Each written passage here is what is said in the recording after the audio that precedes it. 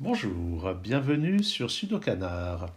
Voici une fois de plus une vidéo d'exploration des innombrables variantes qui émaillent ce livret d'instructions en vue du championnat d'Allemagne de Sudoku qui se tiendra en ligne le samedi 25 avril 2020.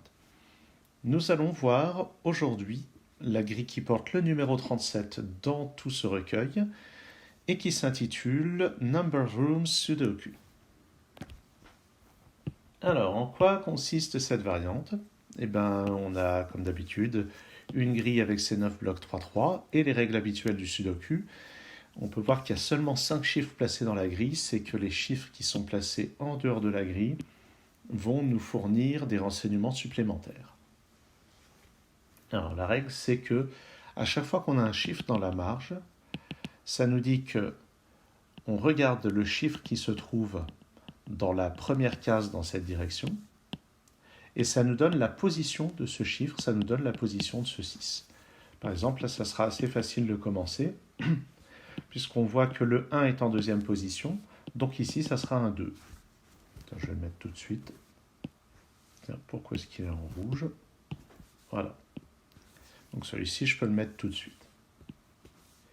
Alors avant de continuer sous ceci, je précise que la difficulté doit être relativement modérée pour la grille du concours, puisque c'est évalué à 38 points, ce qui correspond a priori à 3 minutes 48 secondes pour les cadors, un peu moins de 4 minutes. Alors évidemment, ça c'est le niveau super expert.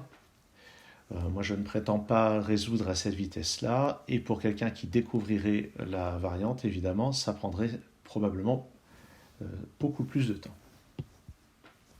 Alors, quand il y a des chiffres bien placés, la première chose qu'on va voir, c'est s'il y en a pour lesquels on a les indices dans la marge. Par exemple, ce 4, on voit qu'il est en 8e position. J'entoure pour montrer que j'ai utilisé cet indice. Et ce 8 à son tour est en 2e position. Maintenant, ça nous dit que le 4 est en 2e position aussi. Et ce 4 à son tour nous dit que le 5 est en 4e position. Le 5 est en 4e position. Et voilà ce qu'on a dans l'immédiat.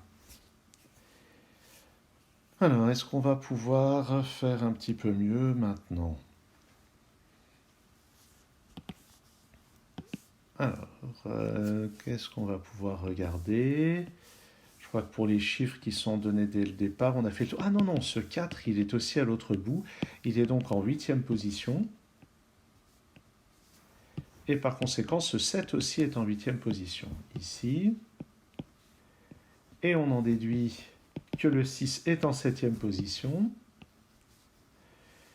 Mais ce 6 est aussi en face en 3e position. Par ailleurs, ça fait une éternité qu'on a placé le 2 ici. Ah oui, parce que le 8 était en 2e position. Mais ça nous donne la position du 2. Le 2 est en 9e position. Et par conséquent, le 4 aussi est en 9e position. On déduit maintenant par ricochet que le 6 est en 4e position.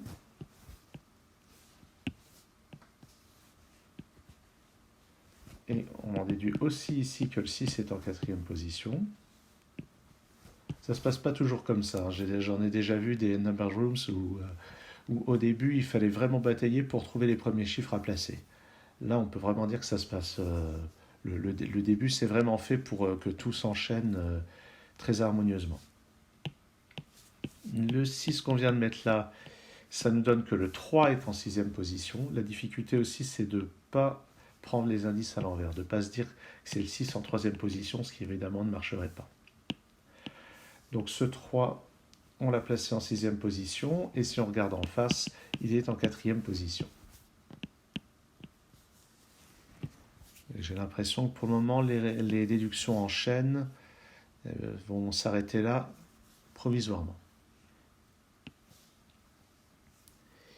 Alors ce 6 me dit que j'ai un 6 parmi ces deux cases, je vais le noter.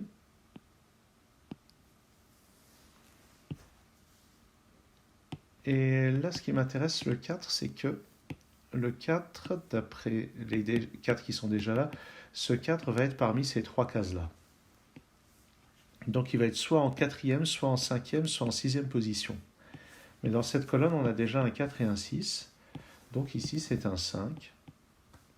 Et le 4 est en cinquième position. Alors par ailleurs, ça n'aurait pas pu être un 4 ici, parce que si je dis mais un 4 ici, c'est-à-dire que le 4 est en quatrième position, ce qui fait qu'il va être à deux endroits. C'est pas possible. En fait, le seul chiffre dans la marche qui peut être en première position, c'est le 1. Puisque s'il est en première position, c'est que c'est le 1. Voilà, simplement. Donc, eh ben justement, le 1, on va regarder, dans cette colonne, il me manque 1, 2, 3 et 9.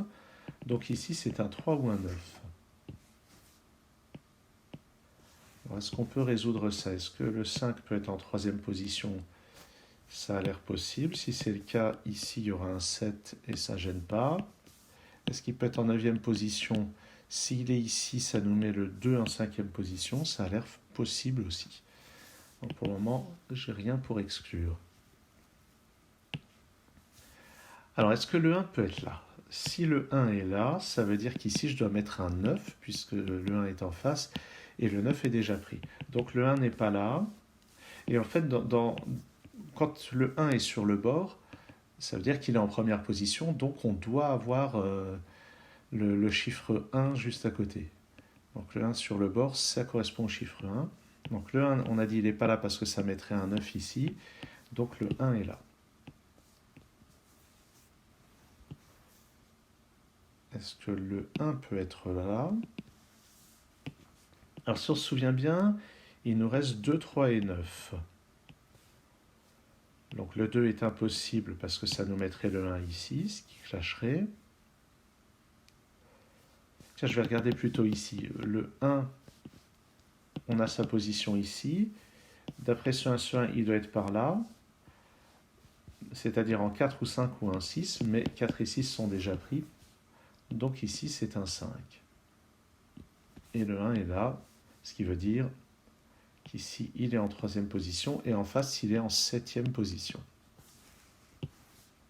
Et ça nous règle l'ambiguïté qui subsistait ici. Le 5 est en neuvième position, c'est-à-dire ici, et le 2 est en cinquième position. Et enfin, dans cette colonne, il me manque juste un 2, donc le 9 est en deuxième position.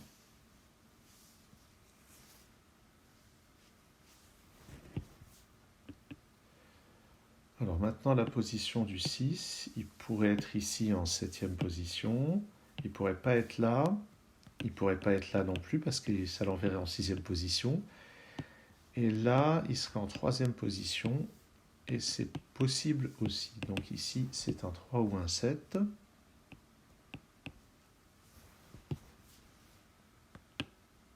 Ah ben, le 5 qui est ici me permet de placer un 9 ici. Si on regarde les chiffres, ce 2, j'ai un 2 parmi ces deux cases. Ouais. Je vais juste le noter en sudoku standard. De même avec ce 8, le 8 est parmi ces deux cases.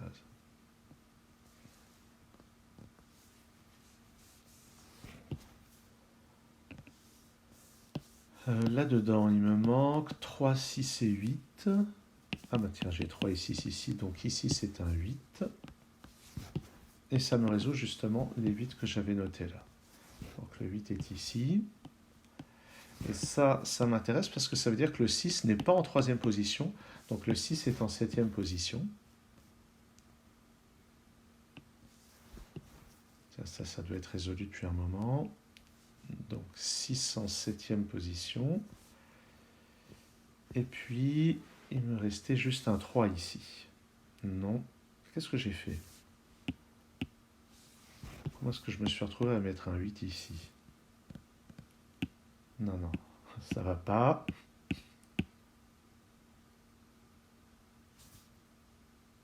Ben non, il y a déjà un 8 ici. Donc ça va pas. Oh là là, quand ça arrive dans un vrai concours. Donc, j'imagine que vous avez hurlé quand j'ai noté les 8 ici. Non, les 8, ils sont pas là-dedans, donc ils sont parmi ces deux cases. Ah, le 5.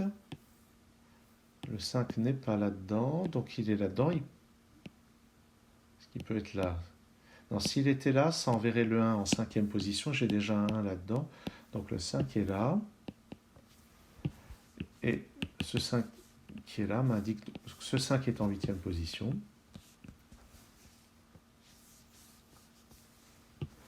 Il me manque là-dedans 1, 7 et 4. Ici, ça n'est pas 4.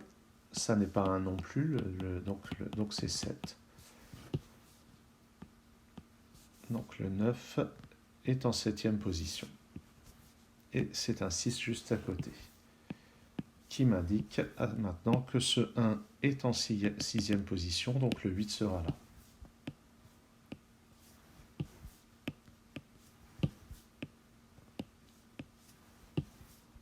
Donc, et puis le dernier ici, donc le 1 que je viens de placer est en troisième position, ce qui me permet de résoudre ceci.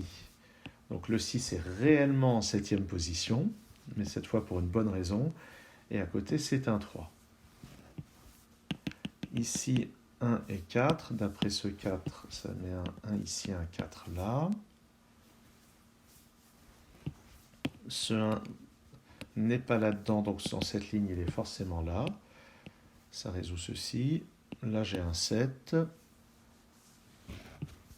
Ici il me manque un 6 et un 8, d'après le 6 qui est là, c'est 6 et 8. À côté il me manque 2, 3 et 9, j'ai déjà 2 et 9 ici, donc 3 là, et 2, 9 dans les deux autres. Ah, il me reste ce 1 et ce 9 comme indice typique de la variante. Tiens, là-haut il me manque un 1 et un 3, d'après ce 3, c'est 1 et 3 comme ceci. Le 1 n'est pas ici, de toute façon non. Il me manque un 6 et un 5. D'après ce 5, c'est 6 ici et 5 là. Donc le 9 est en cinquième, le 1 est en sixième. Ce 9 résout ce qui est là. Dans cette ligne, donc maintenant c'est du sudoku standard, il me manque un 4 et un 8. D'après ce 4, c'est 8 ici, 4 là. Là-dedans, il me manque 2 et 3. D'après ce 3, ça va être 2 et 3. J'efface ces notes. Et il me manque juste un 6 ici, un 5 là, un 2 ici, un 7, un 4, 6, 7, 8, donc 6 ici. Là-dedans, 7 et 8, donc 7 et 8. Juste au-dessus, 4, 5 et 6. Non, pas 4, 5 et 6. 4, 5 et 9. Donc c'est 4 ici, 5, 9 comme ceci. Là, c'est un 2. À côté, 7 et 9. Et 7 et 8. Et voilà, ça résout cette grille où vraiment on sent que tout a été placé au début pour qu'il y ait énormément de déductions à faire. J'ai vu passer aujourd'hui précisément un problème de ce type créé par le néerlandais Richard Stolk, dans lequel il n'y avait aucun chiffre dans la grille au début. Donc il fallait s'accrocher pour déduire des indices sur le bord où étaient les chiffres. Et je peux vous assurer que ce n'était pas facile. Peut-être que je vous proposerai cette grille-là un jour. En attendant, je vous remercie d'avoir suivi cette vidéo. À très bientôt sur Sudokanar.